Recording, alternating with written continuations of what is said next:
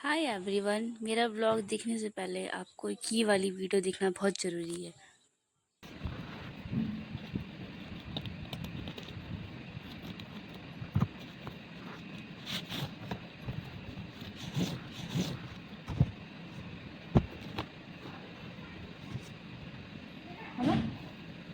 हाँ, इस online scam की जो रिगार्डिंग मेरे पास फ़ोटो स्क्रीनशॉट वगैरह थी, सब मैंने यहाँ पे अटैच कर दी हैं और पूरे ब्लॉग में स्टोरी है मेरे पूरे स्कैम की। So hi everyone, my name is Priyanka और मैं कोटद्वार की रहने वाली हूँ। तो जो मेरा आज ब्लॉग बनाने का मोटिव है वो एक स्कैम के ऊपर है, जो कि थर्ड पार्टी स्कैम है, जो कि हम लोग के साथ हुआ था कुछ महीने। तो हुआ ये था कि जो मेरी सिस्टर है उसने कुछ इंस्टाग्राम की वेबसाइट में जो ऐड आते हैं वहाँ से उसने जीन्स ऑर्डर करी थी। ठीक है, तो जीन्स अब मुझे इसके बारे में कुछ मालूम नहीं था कि उसने ऑर्डर कर चुकी है जीन्स। उसने मुझे दिखाया ज़रूर थी कि मैं ये मंगाना चाह रही हूँ, मुझे ऐसी जीन्स अच्छी लगती है और इसमें सही पड़ रही है। तो वह अप्रॉक्स 1500 की 3 जीन्सें पड़ी थी। दैट टाइम कुछ ऑफर शो हो रहा था उसमें, तो उसने वो ऑर्डर कर दी और वेबसाइट का नाम था डैनिमोरा। तो जब डिलीवर का टाइम आया तो रिसीव मैंने ही करी थी वहाँ पे। अभी डिलीवर जब हुआ तो रिसीव मैंने किया प्रोडक्ट को। तो क्या हुआ, at the time of delivery जो डिलीवरी पर्सन था उन्होंने मुझे, मैंने पेमेंट के लिए बोला, तो मैंने कहा भैया मैं ऑनलाइन पेमेंट करूँगी। कैश ऑन डिलीवरी था पर उसमें ऑनलाइन पेमेंट कर सकते हैं। तो मैंने ऑनलाइन पेमेंट करने के लिए क्यूआर कोड मांगा, तो उन भैया ने अपना अपना खुद का बैंक डिटेल वाला अपना क्यूआर कोड दे दिया।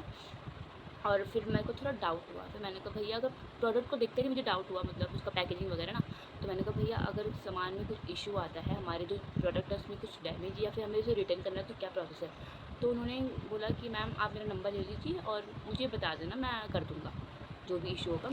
तो अब जब मैंने अनबॉक्सिंग के टाइम पे प्रोडक्ट की वीडियो बना रही थी, तो जब मैंने अनबॉक्स किया तो मुझे प्रोडक्ट बिल्कुल पसंद नहीं आया, क्योंकि उसकी क्वालिटी और पूरा डैमेज मिला था मुझे। तो मैंने तुरंत ही उन भैया ने जो मुझे कॉन्टैक्ट नंबर दिया था, मैंने उसमें कॉन्टैक्ट किया, उन भैया को बताया। उन भैया को मैंने वो जो वीडियो बनाई थी वो मैंने उनको भेज दी व्हाट्सएप में, और मैंने उनको सारी फ़ोटोज़ वगैरह भेज दी जो पता कि क्या प्रोसेस है। पर जहाँ तक मुझे पता है कि डिलीवर के बाद कैंसिल तो नहीं होता है। पर उन्होंने बोला कि मैं कैंसिल का कोड आपको भेजता हूँ, तो आज इस नंबर से आपने मंगाया है उसमें कोड आएगा, आप मुझे कोड बता दीजिए। तो हमने उनको कोड बता दिया और वो प्रोडक्ट कैंसिल हो गया और वो प्रोडक्ट को ले गए।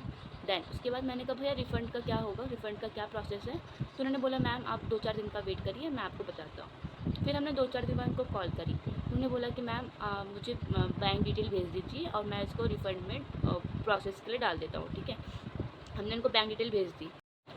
तो अब वो जब मैंने रिफ़ंड का बोला तो उन्होंने कहा कि मैंने अपना बैंक डिटेल डाल दिया है। तो मैंने बोला क्यों भैया, हमने तो आपको अपना बैंक डिटेल दिया था। तो उन्होंने कहा कि वो अटैच नहीं हुआ। तो हमने कहा तो अगर अटैच नहीं हुआ तो आप एक बार कॉल कर देते, हम दूसरा बैंक डिटेल देते। तो उन्होंने कहा कि कोई बात नहीं, आप बेफ़िक्र रहिए, मैंने अपने बैंक डिटेल डाल दिया है, जैसे मेरे पास पैसे आते हैं मैं आपको भेज दूँगा क्यूआर कोड के थ्रू। तो हमने कहा ओके, क्योंकि जो भैया थे वो हमारे एरिया पे ही डिलीवर करते थे सामान, और मोस्ट ऑफ़ द टाइम हमारे घर पर वो आते थे डिलीवर करने, तो ऐसा थोड़ा फ़ैमिलियर सा हो गया था उनके साथ। तो उसके बाद हमने कहा ओके, फिर हमने उनको फिर से कॉल करी शाम को, तो उन्होंने बोला कि मैम आप 2 सितंबर तक का वेट करिए, आपके पैसे आ जाएंगे। तो तो अब 2 सितंबर भी चला गया। उसके 10-15 दिन बाद, मतलब यानी कि मैंने 15 सितंबर को उनसे फिर से कांटेक्ट किया। मैंने कहा भैया प्रोसेस क्या है, पैसों का कब तक आएंगे। तो उन्होंने कहा कि इस महीने तक तो आ ही जाएंगे। अब मेरा थोड़ा डाउट और बढ़ गया कि मतलब पहले 2 सितंबर बोला, फिर अब कह रहे इस महीने तक, और इस महीने तक नहीं आए। तो फिर मैंने क्या किया कि मेरे थोड़ा कॉन्टैक्ट थे, तो मैंने, तो अब हम चले गए मैनेजर के पास। मैनेजर को सारी बातें बताई, उनको सारा प्रूफ दिखा दिया हमने, यहाँ तक कि हमने पेमेंट, जितनी भी सारी चीज़ें बात हमारे डिलीवर पर्सन के साथ हुई थी, हमने उसका स्क्रीनशॉट, बल्कि कॉल की रिकॉर्डिंग सब थी हमारे पास।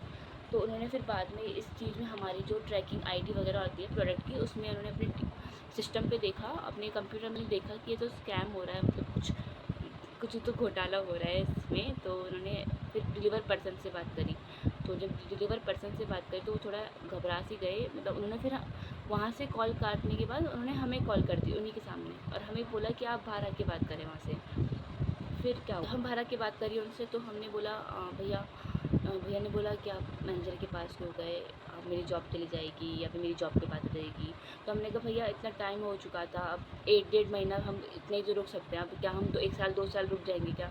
और बात पैसों की भी नहीं है, आपने इतनी बात को इतना लंबा ले गए हो और हमें कुछ पता ही नहीं है कि रिफ़ंड वगैरह कैसे होगा।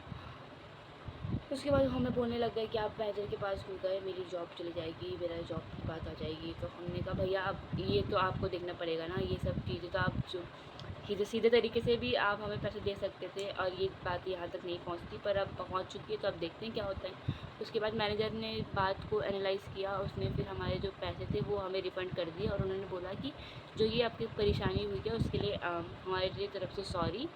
तो जो मैनेजर थे वो जो ऑफिस था उनका स्टाफ तो बहुत हम्बल था, तो मुझे ये नहीं पता कि डिलीवर पर्सन भैया ने फ़र्स्ट टाइम ऐसा किया और मुझे नहीं आ गए अपने घर। और उसके बाद हमने डिलीवर पर्सन से कोई कांटेक्ट नहीं रखा और अगर उनकी कॉल आती भी है तो हम नहीं पिकअप करेंगे क्योंकि थोड़ा प्राइवेसी इशू हो जाता है। एट द एंड मैं तो ये सजेशन दूँगी कि अगर आप कोई थर्ड पार्टी ऐप से मंगा रहे हैं तो फर्स्ट ऑफ ऑल मत ही मंगाइए। अगर आपको कुछ चाहिए है तो आप ऑफ़लाइन ही विज़िट करिएगा। ऑफ़लाइन सही रहता है क्योंकि अगर ऑफ़लाइन अगर कुछ डैमेज आता है तो हम डायरेक्ट शॉप में जाके बोल सकते हैं भैया से या फिर रिटर्न रिप्लेसमेंट हो सकता है। पर ऑनलाइन में हम किसके पास जाएँगे, हमारे पास कुरियर मैन के अलावा और कोई ऑप्शन नहीं रहता, ठीक है। और अगर आप कुछ थर्ड पार्टी ऐप से मंगा रहे हैं या फिर कोई ऑनलाइन वेबसाइट से मंगा रहे हैं, फिर ऑनलाइन जो शॉपिंग ऐप होते हैं फ्लिपकार्ट, मिंत्रा, इन सब से मंगा रहे हैं तो आपको थोड़ा अवेयर तो होना चाहिए इन सब चीज़ों के बारे में। तो मुझे ये इन्फॉर्मेशन आप लोग के साथ शेयर करनी थी तो मैंने यहाँ पे बता दिया है। और मेरे पास अभी कोई ऐसा सेटअप तो है नहीं ब्लॉग का कि मैं एकदम प्रॉपर मेरी वॉइस क्लियर हो और नो बैकग्राउंड म्यूज़िक, तो थोड़ा बहुत होगा पर दैट्स ओके। मुझे ये अवेयरनेस ज़रूरी है ना कि थर्ड पार्टी स्कैम या फिर स्कैम से कैसे बचें और अगर हम फंस चुके हैं तो हम कैसे रिज़ॉल्व हो सकें। और इसमें डरने वाली कोई बात नहीं है। हमको सबसे पहले डरना तो खुद से नहीं है कि अरे ये क्या हो गया, मतलब हमने ये क्या कर दिया। मतलब वही होता है ना कि लोग क्या कहेंगे, लोग यही बोलेंगे कि क्यों मंगाया, क्यों करा ये सब, ऑफलाइन चले जाते। पर हर चीज़ एक्सपीरियंस करनी चाहिए और अगर एक्सपीरियंस आपका अच्छा हो या बुरा हो आपको शेयर करना चाहिए क्योंकि क्या पता हमारा जो एक्सपीरियंस है वो किसी के लिए रिमाइंडर बन जाए और वो इस स्कैम से बच जाएँ या फिर जो ये सब फ्रॉड वगैरह होते हैं वो उससे पहले ही अवेयर हो जाएँ। तो मेरा वीडियो बनाने का मोटिव सिर्फ यही था। और मैं अभी जो वॉइस कर रही हूँ मैं अभी यूज़ कर रही हूँ नॉइज़ के जो ईयरबड्स हैं, एक ईयरबड्स मेरे कान में और एक ईयरबड्स मेरे हैंड में, ताकि मेरी वॉइस जो है थोड़ा बहुत क्लियर हो जाए वहाँ पे। और ठीक है, दैट्स ऑल। अगर ऐसा कुछ आपके साथ हुआ है ऑनलाइन स्कैम तो आप रिसेंटली हुआ है और आपकी लोकेशन कोटद्वार की है तो आप मुझे शेयर कर सकते हैं कमेंट में या फिर आप मुझे डीएम कर सकते हैं। और इसमें शर्माने वाली या हेजिटेट करने वाली कोई बात नहीं है और आप बेफिक्र होकर शेयर कर सकते हैं।